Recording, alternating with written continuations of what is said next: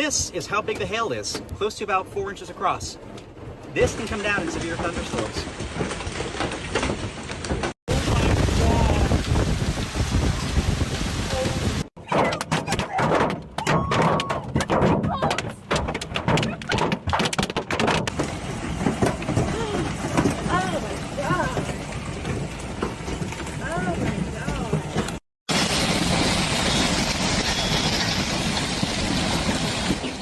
SAN's first warning weather team reports that San Marcos and Johnson City sustained significant damage from wind-blown hail.